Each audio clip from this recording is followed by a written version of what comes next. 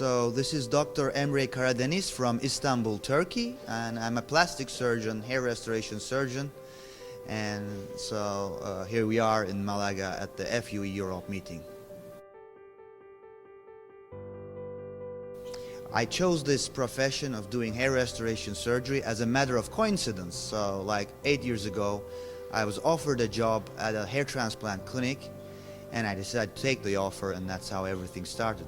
The initial reason why I chose doing hair restoration surgery, as I mentioned in my initial, is that it's by coincidence, and it seemed to be a good offer, and I took it. But then later I kind of liked it because it's kind of something that's very sophisticated, and most doctors actually run away from this. So the more other people run away, the more I felt closer to it, and I got into it even deeper.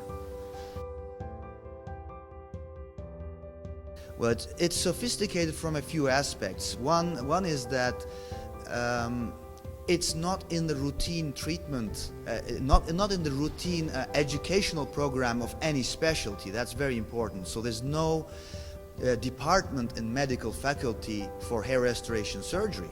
So who's a hair restoration surgeon? The answer is any medical doctor who calls himself a hair surgeon is a hair surgeon.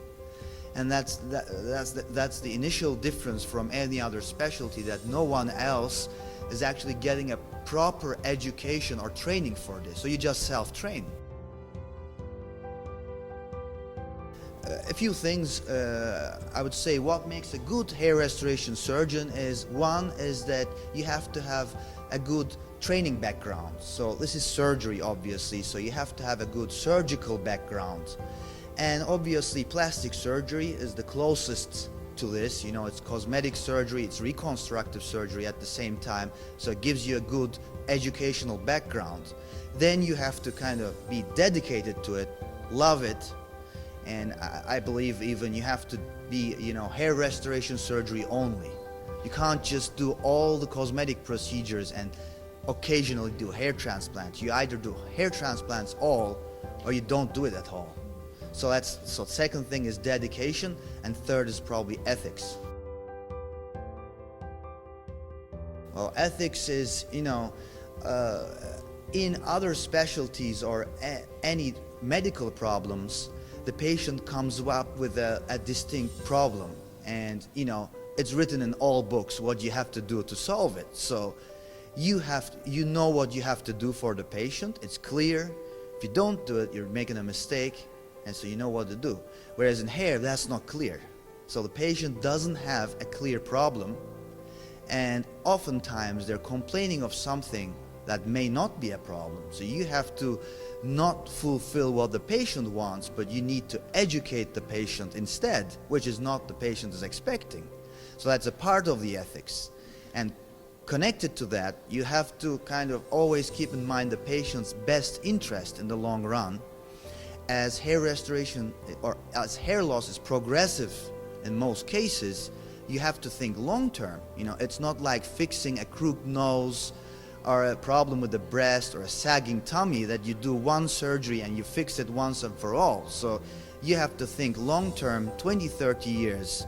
And oftentimes you have to do things that are not exactly what the patient wants because the patient doesn't see that deep. So it's very sophisticated. Well, I don't believe that technology is very important in hair surgery. It's techniques. So it's the surgical team. It's the skills of the surgical team and the approach and the ethics that's doing the job. The instruments, the technology, I think it's a bit overemphasized. Actually, it doesn't matter much what you use. It's how you use it. Well, you have to ask my patients what they think about me. I think it's not so appropriate to speak in behalf of patients, but in general, I'm known to be an ethical doctor. The next big thing is, in my field, is whether it happens or not, it's more honesty, concentrating on real treatments and not just, you know, treatments that sell well, and just get better at those things that already are there. Not keep looking for the new thing. Doing what exists better and better is, I think, more important than keep looking for new things that are more marketing than actually helping. No products, it's technique. I could, but in practice I don't do that much because it's a solo practice. I'm the only doctor of my clinic, 1 or 2 patients a day, that's all. And you know, if I train, I have to stop doing surgery, and that's kind of very difficult. So it's both difficult and costly to be able to train while you practice at the same time. So I could theoretically do it, but it's difficult. I was invited by my colleague Dr. Bizanga, and the main reason is because I was invited. And then, you know, these are some younger and alternative societies to the, let's say, traditional one, and let's see, you know, how these are. So, and certainly since we are located in Europe, you know, I'd like to see an active society in my region. I'm Dr. Ali Emre Karadeniz from Istanbul, Turkey, plastic surgeon and hair restoration surgeon, doing hair transplants exclusively.